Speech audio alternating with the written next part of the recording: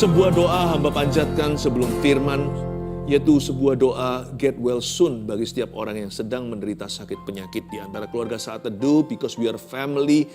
Karena Saat Teduh ini keluarga, kalau satu sakit yang lain merasakannya. Hamba persembahkan, dedikasikan episode 1 ini khusus bicara tentang doa bagi orang-orang yang sedang sakit.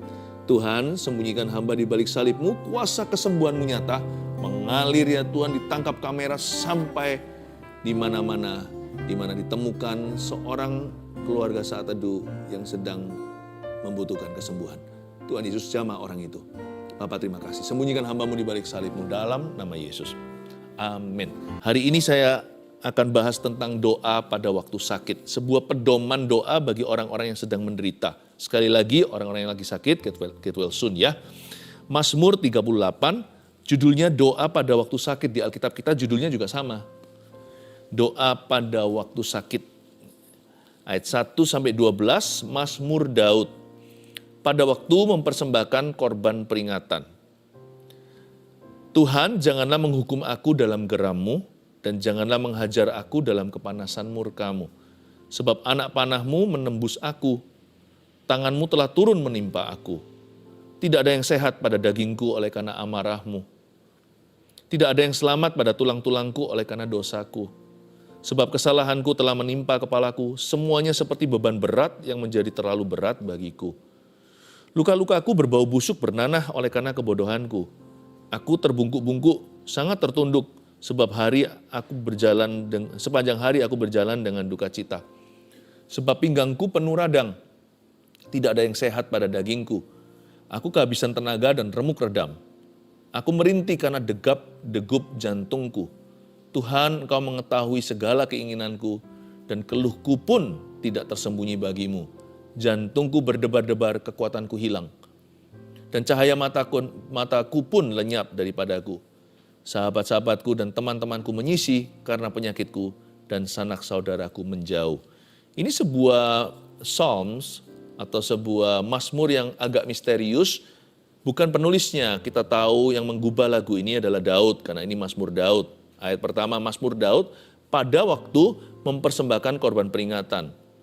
Sebenarnya kita nggak tahu persisnya kapan Daud sakit begini. Ya, para ahli teologi juga tidak bisa menebak di dalam occasion atau kejadian kapan. Kejadian yang mana dalam biografinya. Tapi begitu unik Mazmur ini. Hanya di Mazmur ini dituliskan dengan detail Daud lagi sakit apa. Ini bukan sakit hati, bukan emosi, ini sakit badan atau jasmani. Mazmur Daud pada waktu mempersembahkan korban peringatan, tapi kita tahu inilah Mazmur Daud pada waktu dia sakit. Ayat 2, Tuhan, janganlah menghukum aku dalam geram-Mu. Belum apa-apa kok langsung berkata, Tuhan jangan hukum saya. Sepertinya Daud itu nuraninya menuduh. Kalau enggak mungkin ayat 2 langsung permohonan maaf, pengakuan dosa. Memang betul ya, tidak semua penyakit adalah karena dosa. Ada yang bawaan aja, memangnya hidup nggak sempurna. Tapi ada juga yang karena gaya hidup yang salah. Tetapi khususnya untuk kejadian Daud ini, kayaknya dia sadari suatu dosa. Suatu dosa yang menuduh dia. Waktu dia sakit itu, dia mengerti bahwa penyakitnya ada hubungannya. Dan juga tidak semua penyakit dari setan. Ada yang karena kuasa gelap. Ada yang karena kutuk iblis dalam kehidupan seseorang alias kutuk keturunan. Tapi nggak bisa dipukul rata, semua penyakit selalu cikal bakal asal usulnya sama. Tapi saya mau ajarkan sebuah prinsip rohani hari ini untuk kita pelajari waktu kita sakit gimana berdoa karena ini pedomannya. Ayat 2, ketika Daud menyadari ada sesuatu yang salah di hatinya atau sesuatu yang salah dalam hidupnya. Lalu sekarang dia sakit, sekarang dia bergumul dengan sakit penyakit. Kayaknya di dalam pikiran dan hatinya dia bisa koneksikan. Ini pasti ada hubungan. Makanya dia tidak mau basa-basi dan buang waktu. Langsung ayat kedua, sebenarnya itu ayat pertama seharusnya. Daud berkata, Tuhan, jangan hukum saya ya dalam geram-Mu. Human anger I can stand. Kalau amarah musuh-musuhku, aku masih bisa tahan. Kalau Tuhan di pihak kita, siapa lawan kita? Tapi kalau Tuhan yang marah sama aku nggak bisa menahan itu. Please don't be angry with me. Ayat ini tidak mengajarkan kita bahwa Tuhan itu suka marah. Allah kita itu panjang sabar. Tapi salah satu wujud murka dalam kehidupan mungkin bisa adalah sakit penyakit. Nggak selalu. Jangan dikit-dikit kalau kita sakit lalu berkata dan menuding Tuhan, Tuhan lagi ngamuk sama saya. Enggak ya, kemungkinan besar you're always wrong. Selalu akan salah menebaknya. Ketika kita menduga Tuhan marah, 99 kali dari 99% pasti Tuhan sedang tidak marah sama kita. Kita itu enggak objektif feeling atau perasaannya. Tapi ayat 2 ini, saya percaya perasaan Daud objektif. Kalau enggak jadi firman. Yaitu di Mazmur 38, Tuhan memang sedang upset sama dia tentang sesuatu. Ya Daud sih punya beberapa dosa yang menyolok seperti Batsheba. Ada lagi waktu lagi sensus. Tapi saya yakinlah masih ada insiden tertentu di mana dia ceroboh. Ya kayak kita lah, seperti Anda dan saya. Kita ini kan jatuh bangun, kita ini kan belajar dari kesalahan. Kadang-kadang kalau kita menyombongkan diri, Tuhan pukul sedikit, Tuhan cubit. Terkadang kalau kita lupa menjauh dari Tuhan karena terlalu nyaman, Tuhan izinkan sesuatu. Tuhan itu nggak picik kok, dikit-dikit main pukul, main rotan, enggak. Tuhan selalu bicara sama kita itu dengan cara yang gentle dulu. Tapi kalau itu nggak mempan, Tuhan izinkan daripada kita binasa. Dalam hal ini di ayat 2 Daud berkata, janganlah menghukum aku dalam geramu. Dan janganlah menghajar aku dalam kepanasan murkamu. Dengan kata lain, Daud itu berpesan pada Tuhan, Lord, even if you must punish me as a father. Kalau memang Tuhan harus menghukum saya, hukumlah saya sebagai seorang ayah, bapa yang penuh belas kasihan, jangan sebagai hakim yang lalim. Janganlah bahkan sebagai hakim yang adil. Kalau mau main adil-adilan sama Tuhan, kita semua nggak akan masuk surga. Kita nggak akan dapat berkat kutuk melulu dalam hidup ini. Makanya Daud berkata, jangan menghajar aku dalam kepanasan amarahmu. Jikalau engkau memang harus menghajar aku, janganlah dalam kepanasan murka. Tapi hajarlah aku seperti ayah mengajar anaknya. Tetaplah berbelas kasihan ketika Tuhan harus mendisiplin saya. Itu sebuah petition, sebuah permohonan, suatu demonstrasi rendah hati, bahkan remuk hati dan berkata kepada bapaknya, "Pa, aku salah, sorry ya." Papanya adil, papa kan harus mendidik anaknya, gak bisa selalu luput dari disiplin, itu gak bagus buat pertumbuhan putranya. Papanya berkata, tapi tetap kamu harus tanggung konsekuensinya. Gak apa-apa, Pa, asal papa gak benci saya. Gak apa-apa, Pa, asal papa bimbing aku terus, jangan lepaskan aku. Baik, kalau gitu kamu harus tinggal di rumah, kamu gak boleh ikut papa keluar, you're grounded. Ya, kamu disetrap, tidak boleh keluar kemana-mana. Gak apa-apa, Pa, gak apa-apa, Pa, asal papa terus mendidik aku dan tidak give up atau tidak menyerah atas diriku. Itulah permohonan seorang anak. Waktu sakit, Daud sadar, ini ada hubungannya dengan dosaku. Mungkin sakit penyakit itu karena kebencian juga bisa, karena kepahitan, atau kurang bersyukur. Hati yang gembira adalah obat, semangat yang patah keringkan tulang. Bahkan dunia kedokteran pun membuktikan bahwa firman ini benar, bahwa ketika orang itu senang ada sesuatu yang dikeluarkan dalam tubuh kita, itu berupa obat alami di dalam diri. Tapi waktu kita itu stres, apalagi depresi, ada toksik racun yang dikeluarkan oleh tubuh kita sendiri. Dan itu membuat pertama-tama menyerang tulang dulu. Disitulah keropos tulang dan sebagainya bisa kejadian. Gak semua keropos tulang itu karena stres lo ya.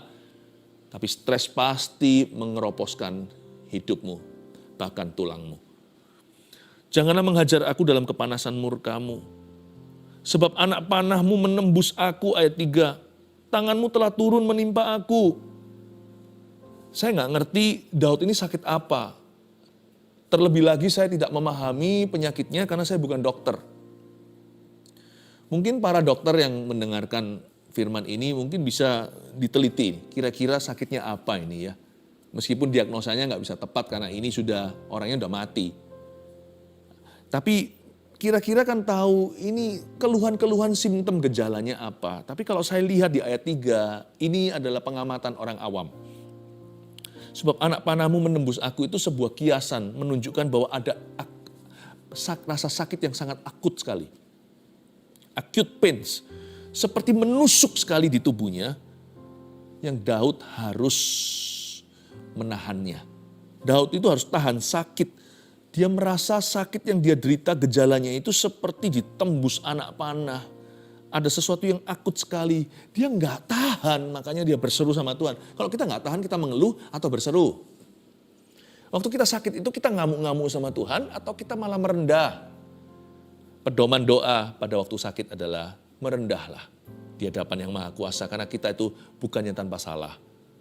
Daripada menggerutu, mengeluh, itu perlu kekuatan juga. Mending pakai mulut kita untuk berseru. Karena orang yang berseru mendapat kekuatan baru. Tanganmu telah turun menimpa aku. Tidak ada yang sehat pada dagingku oleh karena amarahmu. Dan Daud mengakui ini semua ada hubungan dengan amarah Tuhan. Saya kira kalau kita ngalami amarah Tuhan, kita biasanya ikut-ikut marah. Anehnya gini loh manusia itu. Kalau Allah lagi marah, kita ikut-ikut marah. Tapi nanti kalau Allah penuh kasih dan mengampuni, kita nggak mau ikut-ikut mengampuni. Kok enak orang itu dilepaskan? Hukum dia Tuhan. Kalau marah jangan ikut-ikut sama Tuhan. Karena kita nggak berhak. Dia patut marah. Karena dia selalu benar, kita selalu salah. Tapi kalau mengampuni, kita harus ikut.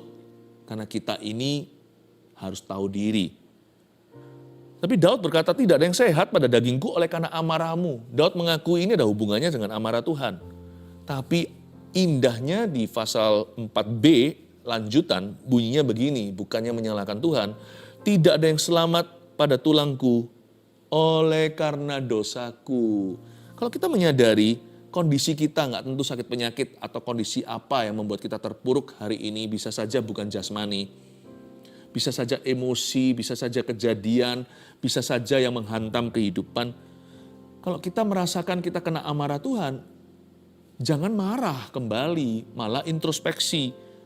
Take ownership, take charge. Belajar untuk ambil tanggung jawab atas tindakanmu sendiri, atas kelakuanmu, atas perbuatanmu. Belajar untuk gentleman mengakui, ya memang ini salahku. Belajar untuk take ownership itu, take charge artinya belajar untuk janganlah orang kalau salah itu masih bisa berdalih dan berdolak-dalik. Beranilah kita mengakui, ya memang betul, it's my bad, it was my bad, itu karena salahku. Aku yang ceroboh makanya company, perusahaan mengalami kerugian. Aku tidak baca dengan teliti kontraknya, aku tidak baca keluputan sesuatu. Sehingga akhirnya seluruh merugi secara korporat. Belajar untuk berani tampil, bukan hanya kalau bagus. Berani tampil ketika kita kurang. Daud ini gentleman, dia berani tampil di hadapan tahta kasih karunia dan berkata, sekalipun aku kena marah, tapi semua ini oleh karena dosaku sendiri ya Tuhan. Tulang-tulangku tidak ada yang selamat oleh karena dosaku. Daud dalam waktu dia lagi sakit dan menderita luar biasa nggak tahan. Akut sekali sakitnya seperti ditembus anak panah. Daud pasti pernah ngerasain ditembus anak panah karena dia tentara. Zaman dulu kan bukan peluru. Zaman dulu kalau dia lawan Goliat, waktu dia lawan beruang, lawan singa, masa mungkin dia mulus. Meskipun Tuhan memberi dia kemenangan, pasti ada cakaran. Pasti ada darah-darahnya, baret-baretnya. Dia ngerasakan kukunya beruang atau rahangnya singa. Waktu kegeser atau kegesek ke tubuhnya, daging dan darah segar keluar. Dia merasakan itu seperti anak panah yang menembus badan. Dan Daud bisa menjelaskan secara deskriptif sekali. Dia menjelaskan dengan sangat dengan sangat harafiah. Rasanya seperti ditusuk panah. Dalam kondisi yang sangat berat, sangat susah, Daud memilih untuk memuliakan Allahnya. Dia berkata, aku memang kena marah, tapi Bapak, ini semua karena dosa saya. Aku patut menerima ini. He glorified God in his sickness. Dia memuliakan Tuhan. Ayub pun pernah dicoba yang sama. Ya saya bisa ngerti istrinya nggak tahan. Siapa bisa tahan sih lihat penderitaan? Tapi Ayub berkata, tidak, mulutku tidak akan berdosa. Tuhan memberi, Tuhan mengambil, terpujilah nama Tuhan. Padahal dia disuruh untuk mengutuki Allah.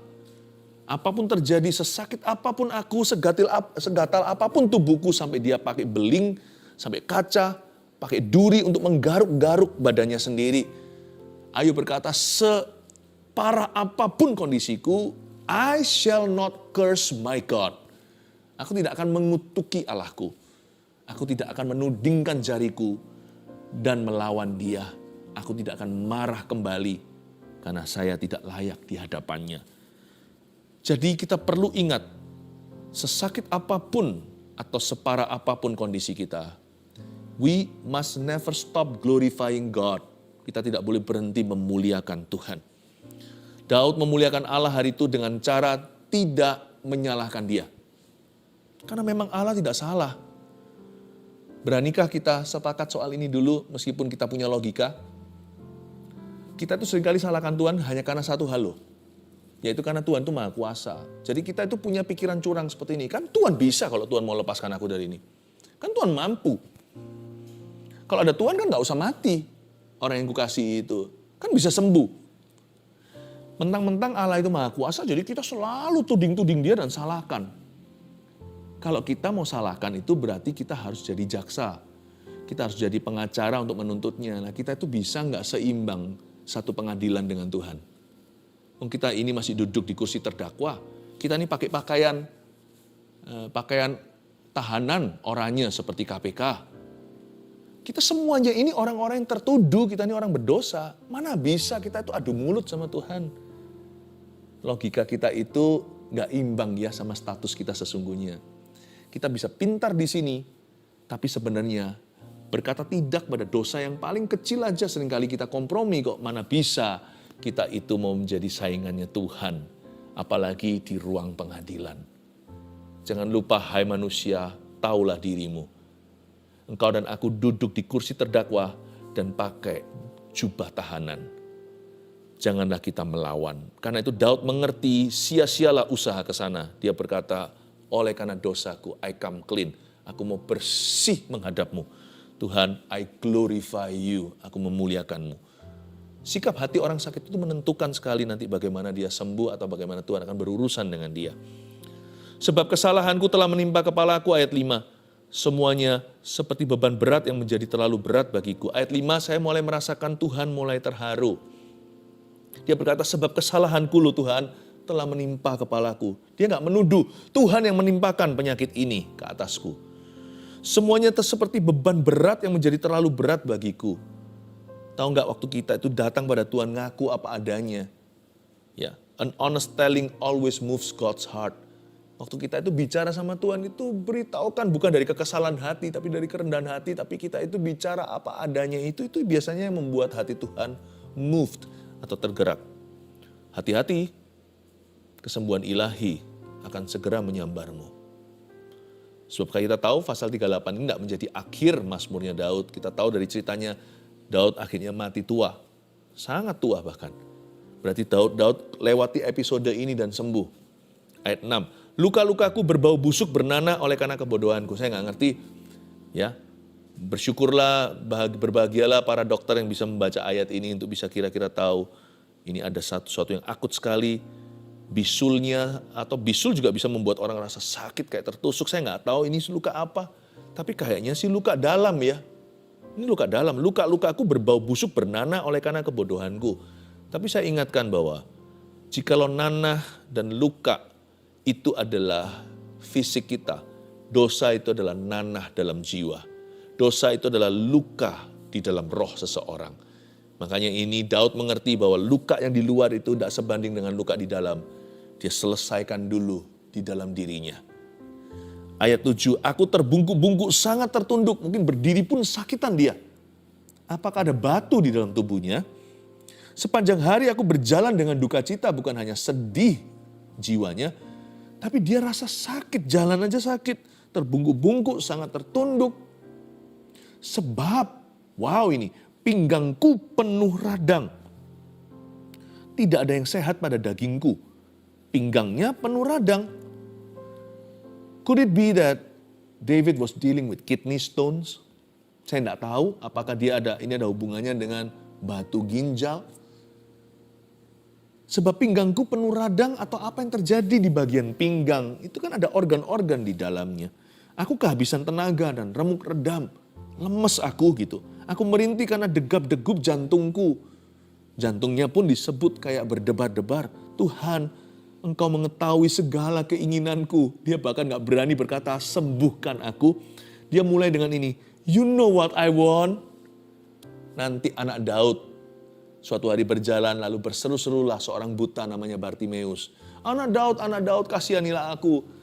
Lalu anak Daud, Yesus Kristus memanggil dia dan berkata, apa yang bisa ku perbuat untukmu? Atau dengan kata lain, apa yang engkau mau?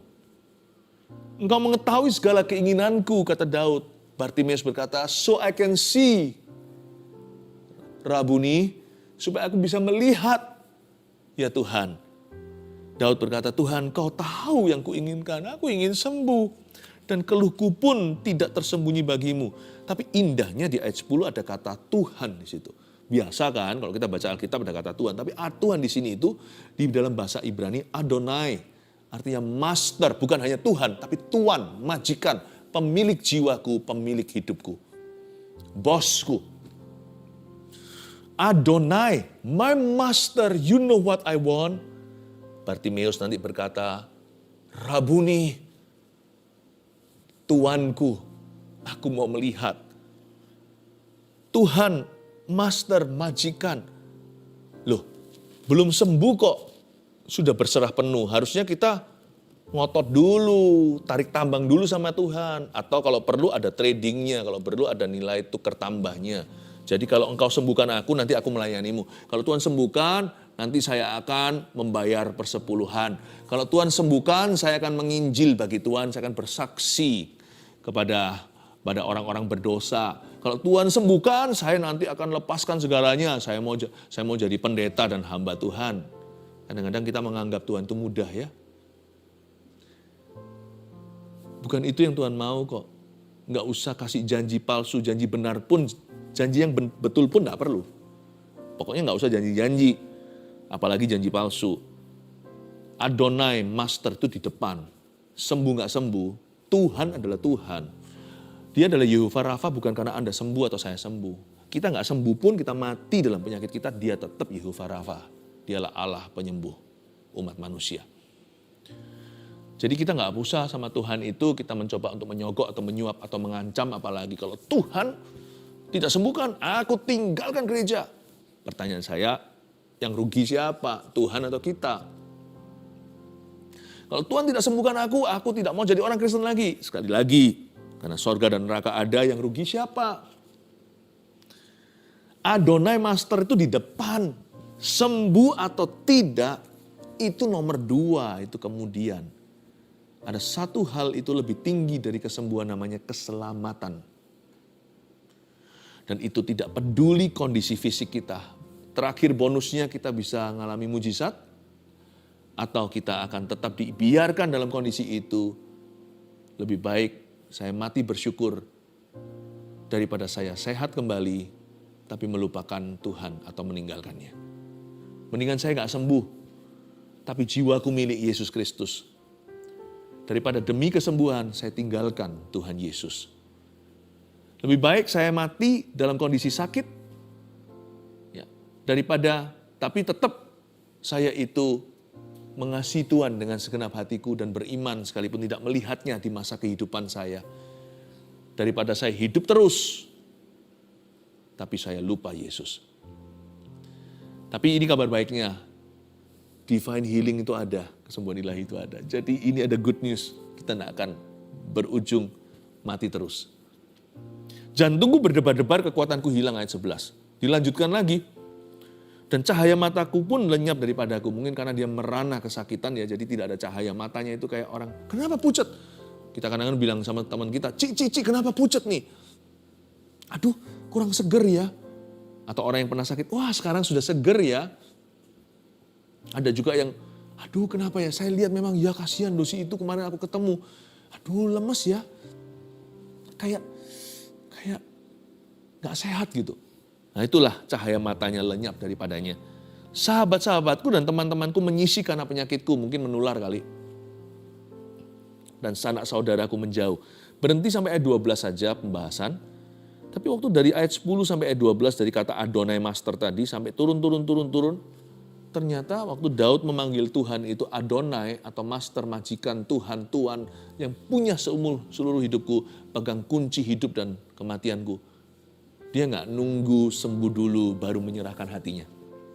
Dia gak nunggu mujizat dulu baru berserah. Dia gak nunggu lihat hasil dulu baru bersyukur kepada Tuhan, baru takut akan Allah. Adonai, Master, majikan, Tuhan atau Tuan. Disebutnya dengan mantap, tidak ragu bimbang di depan. Saya memberikan 3 poin doa pada waktu sakit. Ini pedoman untuk kita semua.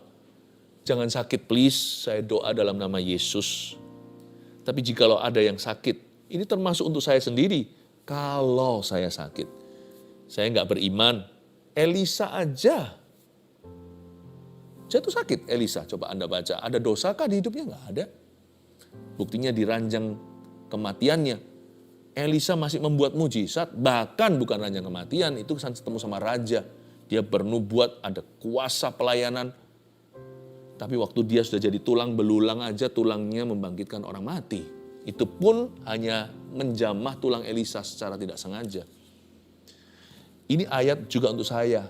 Jikalau saya nggak imani, jikalau saya sendiri sakit, saya akan praktekkan firman ini. Saya doa ya, keluarga Saat Teduh semua sehat, katakan amin ya. Yang sakit pun sekarang get well soon, oke? Lekas sembuh. Tapi 3 poin ini kita pegang, jaga-jaga. Dan bagi orang yang mengalami sakit penyakit, praktekkan langsung segera. Pertama, jika sakit dikarenakan dosa, akuilah dan bertobatlah. Bagaimana kita tahu kalau penyakit kita ini karena dosa? Gampang. Hati nurani itu nggak bisa berdusta. Hati nurani kita akan menuduh atau membela. Kalau membela itu gini loh, aku nggak ngerasa ada salah apa-apa. Ya sudah, kalau nggak ada ngerasa salah apa-apa, nggak usah cari-cari kambing hitam, termasuk jikalau kambing hitam itu adalah dirimu sendiri. Nggak usah cari-cari salah apa. Kalau cari-cari ya mesti ada. Tapi nggak tentu itu ada hubungannya. Kecuali kalau memang disadarkan. Waktu sakit kita tahu, wah ini pasti begini. Kalau nurani kita menuduh, ya udah cepat akui. Udah nggak usah lama-lama, nggak pakai lama-lama. Akui, selesaikan di tahta Tuhan. Sebab tahtanya itu punya satu alamat. Namanya kasih karunia. Sampai sekarang belum berubah lokasi, tetap kasih karunia Allah. Good news, kabar baik, kita bisa datang ke tahta itu. Bahkan kita bisa berlari serbu ke tahta itu. Dan memperoleh kasih karunia untuk menolong kita di saat kita perlu. Jika sakit dikarenakan dosa, akuilah dan bertobatlah. Tinggalkan dosamu itu segera. Karena merokok ini. Mungkin karena rokok elektronik bahkan, vaping atau apa itu namanya sekarang. Tuhan ampuni aku. Berkenankah Engkau memberi aku paru-paru yang baru? Ya. 2, dengan iman dan rendah hati, mintalah kesembuhan ilahi. Ini Daud kan minta, meskipun dia semi rada gak berani, dia berkata Engkau mengetahui segala keinginanku. Sekarang perjanjian baru, oleh bilur-bilurmu, Yesus, aku telah sembuh. Bukankah sudah ada kata Yesus di kayu salib sudah selesai? Lalu Yesaya 53 digenapi bahwa bukan hanya dosa kita lah yang ditanggungnya, tapi penyakit kita juga dipikulnya di atas kayu salib di Kalvari. Maka sekarang ayat 10 jangan bunyinya, Tuhan Engkau mengetahui segala keinginanku. Sekarang di zaman perjanjian baru, beritahukan keinginan Anda apa. Bilang aja sama Tuhan, heal me O Lord and I will be healed. Sembuhkan aku akan sembuh. Percayalah dengan segenap hati. Sekalipun Yesus sudah naik ke sorga, justru sekarang dia bekerja di seluruh dunia. Tidak dibatasi secara fisik, hanya di Israel saja. Oleh karena Roh Kudusnya, sekarang Tuhan Yesus hadir di mana-mana. Seperti waktu di Galilea, waktu dia menyembuhkan semua dan membangkitkan Lazarus dari kuburan. Berarti kesembuhan ilahi itu ada. Divine healing exists. Ada orang-orang Kristen yang percaya bahwa kesembuhan sudah sirna, sudah pupus semua karunia-karunia. Ya terserah, nggak ada tertulis begitu di dalam Alkitab. Kalau mau percaya begitu, ya itu adalah pilihannya. Saya percaya Tuhan Yesus tidak berubah, tidak berubah, tidak berubah. Dan kasih-Nya tidak berubah. Dan kuasa-Nya tidak berubah, tak berubah selama-lamanya. Terjadilah sesuai dengan iman kita. Percayalah, divine healing, kesembuhan ilahi itu ada. A-D-A, ada. And it's for you. Dan hari ini bisa Tuhan berikan kepadamu. 3, sembuh atau tidak sembuh, jadikanlah Kristus Tuhan Adonai Master itu. Siap untuk mengalami kesembuhan? 3 poin saya ulangi. Jika sakit dikarenakan dosa, akuilah dan bertobatlah. Simpel kan? 2, dengan iman dan rendah hati, mintalah kesembuhan ilahi. 3, sembuh atau enggak sembuh, urusan nanti.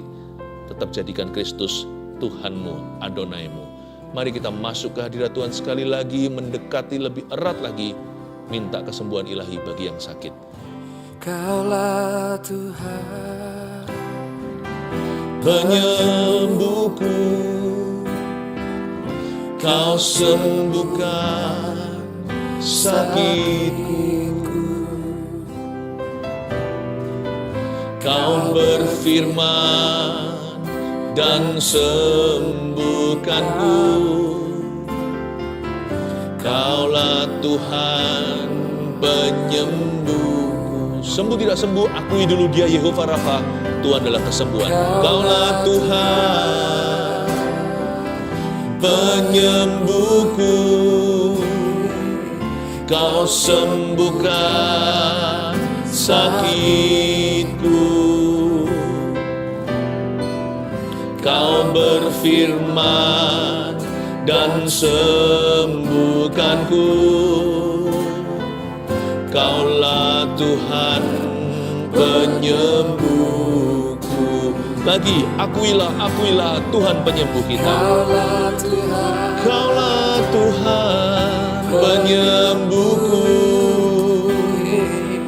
Kau sembuhkan sakitku, Kau sembuhkan mahku, Kau sembuhkan paru-paruku, Kau sembuhkan kepalaku, kankerku. Kau berfirman dan sembuhkanku.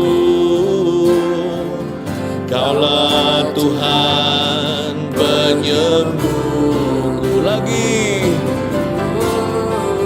Kaulah Tuhan penyembuhku. Kau sembuhkan sakitku. Kau berfirman dan sembuhkanku. Kaulah Tuhan penyembuhku. Sekali lagi, Kaulah Tuhan penyembuhku. Kaulah Tuhan penyembuhku. Kau sembuhkan sakitku. Kau berfirman dan sembuhkanku. Kaulah Tuhan penyembuhku. Sembuhkanku, sembuhkanku. Dengan kuasa-Mu selamatkanlah hidupku. Beritahukan keinginan-Mu kepadanya, jangan sungkan. Sembuhkanku dengan kuasa-Mu. Besar Kau Allahku,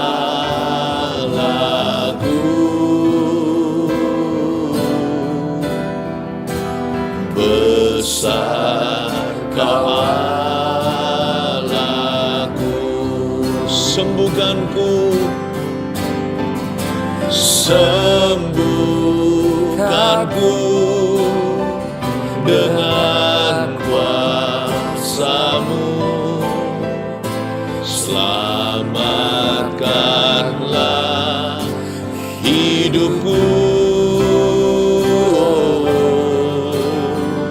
sembuhkanku dengan kuasa-Mu.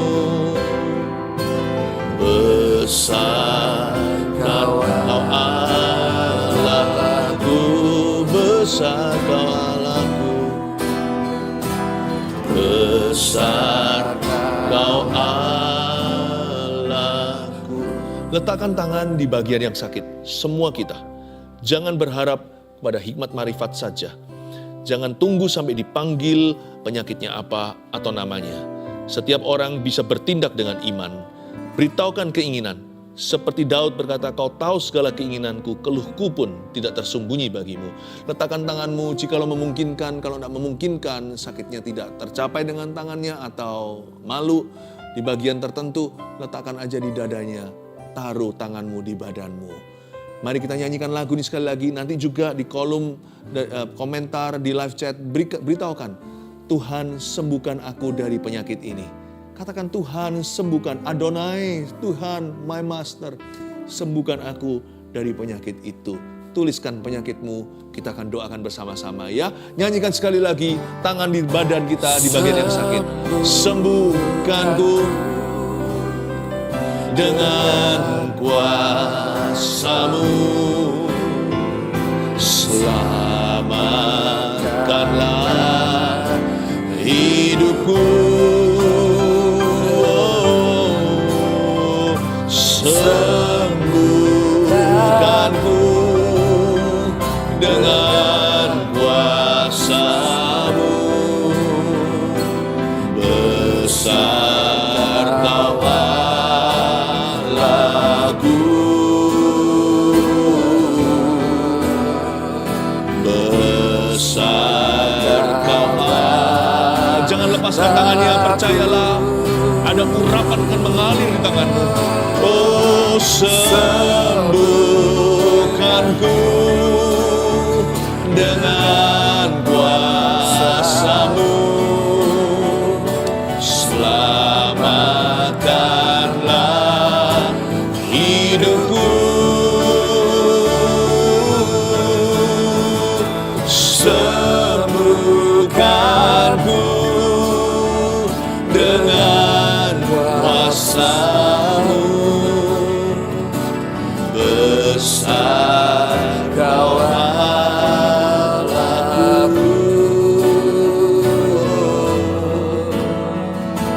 besar Kau Allahku. Aku tengking sakit penyakit itu, dan lihat tangan itu diurapi dan mengalir setrum sorgawi. Sebagian di antara Anda mungkin merasakan sesuatu juga, hangat atau seperti dialiri listrik. Itu bukan kebetulan dan bukan kerasa-kerasaan, tapi biarkan sekarang Tuhan bahkan berikan manifestasinya. Aku tengking setan, roh sakit penyakit dan kutuk keturunan di dalam nama Yesus. Dan setiap penyakit yang disebut di live chat dan di komentar ini, Tuhan sembuhkan aku dari penyakit ini atau itu. Tuhan, hamba berdoa dan bersyafaat, sembuhkanlah bilur-bilurmu. Aku deklarasikan dan proklamasikan sembuh dalam nama Yesus Kristus. Terima kasih Tuhan, terpujilah nama-Mu dalam nama Yesus. Haleluya. Saya rasakan ada satu kalimat ini tiba-tiba muncul kuat, strong in my spirit.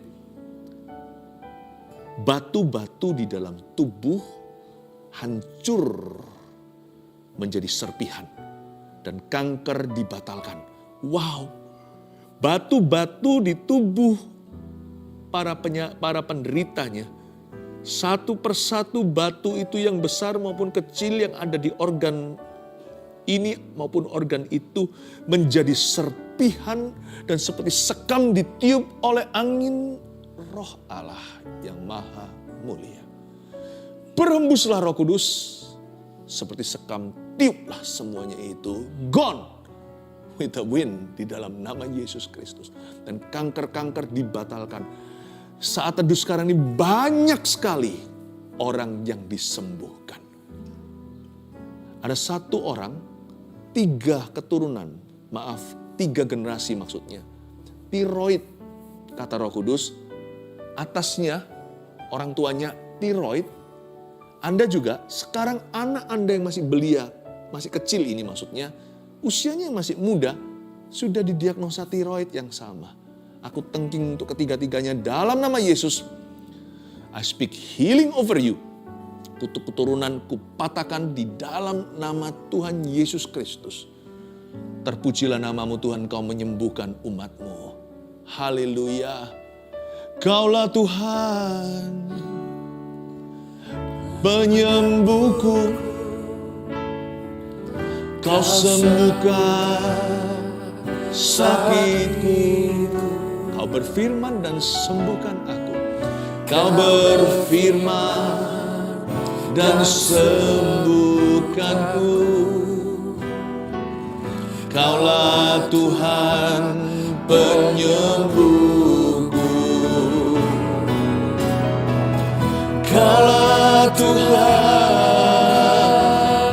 penyembuhku. Kau sembuhkan sakitku. Kau berfirman dan sembuhkanku. Kaulah Tuhan penyembuhku. Kau berfirman dan sembuhkanku. Kau berfirman dan sembuhkanku. Kaulah Tuhan penyembuhku. Jangan lupa untuk tuliskan kesaksian Anda. Sebab banyak orang yang sembuh di saat teduh bersama hari ini. Tuhan Yesus memberkati. Get well soon. In the name of Jesus, you are well. Anda sudah sembuh. Mari kita mengangkat tangan kita untuk menerima berkat di akhir acara kita.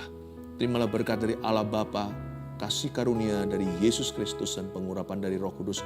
Meteraikan Tuhan apa yang telah terjadi, setiap mujizat, setiap berkat, setiap rema firman-Mu. Terima kasih Roh Kudus, Engkau ada di sini dari tadi. Engkau akan menyertai kami terus sampai Tuhan Yesus datang kembali. Dalam nama Yesus, haleluya, amin.